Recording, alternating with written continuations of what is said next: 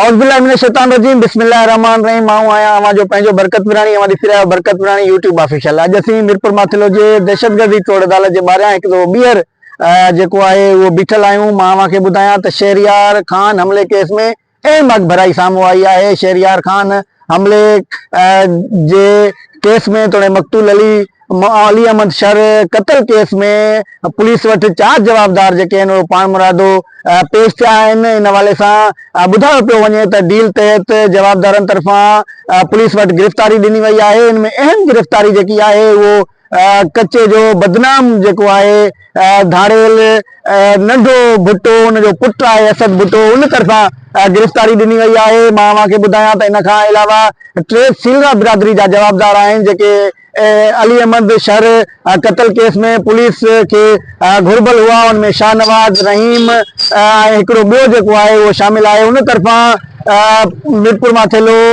Police उन्हनि जो जेतोणीक रिमांड वठी छॾियो आहे, पर एक्सक्लूसिव ख़बर आहे जेका नाज़रीन ताईं शेयर कयूं पिया त हिननि 4 जवाबदारनि तरफ़ां डील तहत जेको अॻूणो DSP एम अब्दुल कादिर चाचड़ आहे उन वटि ये जवाबदार पेश थिया हुआ, जंहिंखे मीरपुर माथिलो पुलिस लुकछप में जेको गुज़िरियल सूमर आहे उन में ATC कोर्ट में पेश कयो हो। उन्हनि जो 8 ॾींहंनि जो जेको जिस्मानी रिमांड आहे उहो वरितो वियो। हिन वक़्तु उहे जवाबदार मीरपुर माथिलो पुलिस वटि जेके आहिनि उहे मौजूद आहिनि। मां अव्हांखे ॿुधायां त ही जेको गिरफ़्तारी आहे या का आम गिरफ़्तारी न आहे। नंढो भुट्टो जेको हिन कत्ल जो मरकज़ी मुलज़िम ॿुधायो पियो वञे, जंहिं ते इहो बराह रास्त इल्ज़ाम आहे त उन शहरयार शर मथां हमलो करायो ऐं हू उन वक़्तु ते उनजी चुर्च ते जवाबदारनि तरफ़ां हमलो कयो वियो हो ऐं उन जो पुटु जेको असद भुट्टो आहे उन तरफ़ां गिरफ़्तारी ॾिनी वई आहे। गिरफ़्तारी डील जो नतीजो ॿुधायो पियो वञे।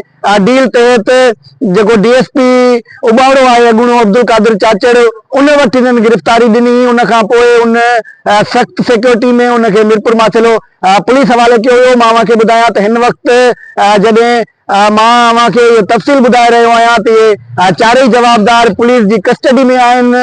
मीरपुर माथिलो थाणे ते मौजूद आहिनि। जिस्मानी रिमांड उन्हनि जो 16 दिसंबर ताईं जेको आहे उहो मुकमल थींदो। गुज़िरियल सूमर ते पुलिस तरफ़ां उन्हनि खे मीरपुर माथिलो जे दहशतगर्दी टोड़ अदालत में पेश कयो वियो। हुननि जी मीरपुर माथिलो थाणे ते मौजूदगी जवाबदारनि जी मौजूदगी मीरपुर माथिलो पुलिस लाइ सर दर्द बणियल आहे। उते सिक्योरिटी जा इंतज़ाम इंतहाई जेके आहिनि उहे सख़्त कया विया आहिनि। हिकिड़ी बख्तरबंद गाॾी 24 कलाक उते इन में थाणे जे अंदरि मौजूद रहे थी।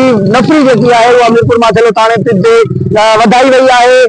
मां अव्हांखे जीअं पहिरीं ॿुधायो त ही गिरफ़्तारी डील जो नतीजो आहे। डील खां पोइ इन्हनि 4 जवाबदारनि खे पुलिस तरफ़ां इन जी गिरफ़्तारी जेकी आहे उहा ज़ाहिर कई वई आहे। ही पाण मुरादो पुलिस वटि पेश थिया।